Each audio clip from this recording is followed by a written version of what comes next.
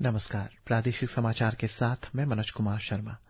प्रधानमंत्री नरेंद्र मोदी और नॉर्वे के प्रधानमंत्री योनास गार स्टोरफर ने आज ओस्लो में सीमित और प्रतिनिधिमंडल स्तर की वार्ता की। दोनों नेताओं ने भारत नॉर्वे संबंधों को ग्रीन स्ट्रेटेजिक पार्टनरशिप के स्तर तक बढ़ाने पर सहमति जताई, जो स्वच्छ ऊर्जा, ब्लू इकोनॉमी और ग्रीन ट्रांजिशन के क्षेत्रों में सहयोग को मजबूत करने का एक महत्वपूर्ण कदम है। वार्ता के दौरान दोनों नेताओं ने द्विपक्षीय संबंधों को बड़े दायरे की समीक्षा की और व्यापार एवं निवेश, ब्लू इकोनॉमी, सर्कुलर इकोनॉमी, नवीकरणीय ऊर्जा, शिक्षा, विज्ञान एवं प्रौद्योगिकी, आर्टिफिशियल इंटेलिजेंस, अंतरिक्ष और आर्थिक क्षेत्र जैसे क्षेत्रों पर सहयोग को और मजबूत करने की सहमति व्यक्त की। अरुणाचल प्रदेश के राज्यपाल lieutenant general KT Patnaik retired ने आज नई दिल्ली में chief of defence staff Anil Chauhan से मुलाकात की। उन्होंने राष्ट्रीय सुरक्षा से जुड़े मुद्दों पर चर्चा की, विशेष रूप से राज्य पर ध्यान केंद्रित किया, जिसमें सीमा सुरक्षा, वाइब्रेंट विलेज प्रोग्राम और अग्रिम क्षेत्रों में गुडविल प्रोजेक्ट्स का कार्यान्वयन शामिल है। राज्यपाल ने अरुणाचल प्रदेश के दूरस्थ सीमावर्ती क्षेत्रों के अपने हालिया दौरे के अनुभव साझा कर अंतर्राष्ट्रीय सीमा पर सुरक्षा स्थिति और तैयारी का आकलन किया।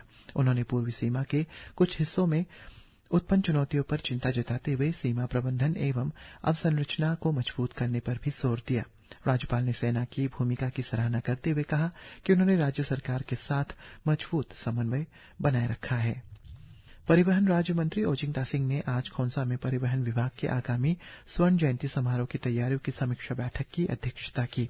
बैठक में अब तक किए गए विभिन्न तैयारियों की प्रगति की समीक्षा कर कार्यक्रमों एवं गतिविधियों की रूपरेखा प्रस्तुत की गई।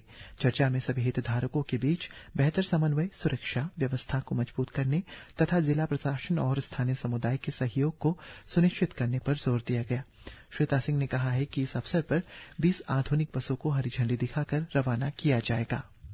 अरुणाचल प्रदेश के राज्य खाद्य आयोग के अध्यक्ष तारकार ने आज जीरो स्थित गोल्डन जुबली कॉन्फ्रेंस हॉल में राष्ट्रीय खाद्य सुरक्षा अधिनियम NFSA की संयुक्त मूल्यांकन बैठक का नेतृत्व किया।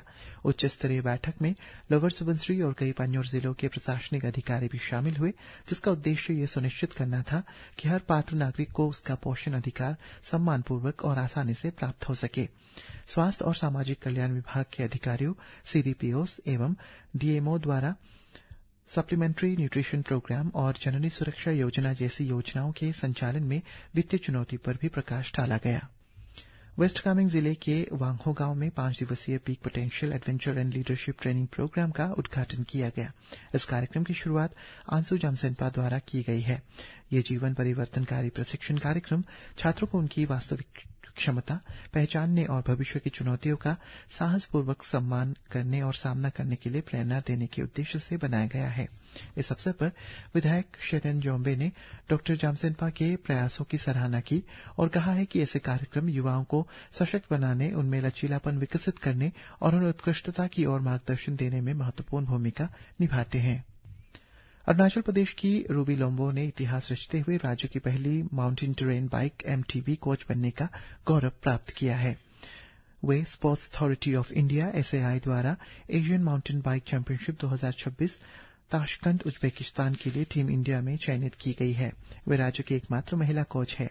मुख्यमंत्री पेमा खांडू ने अपने सोशल मीडिया पोस्ट में उन्हें बधाई देते हुए टीम इंडिया की सफलता की कामना की है।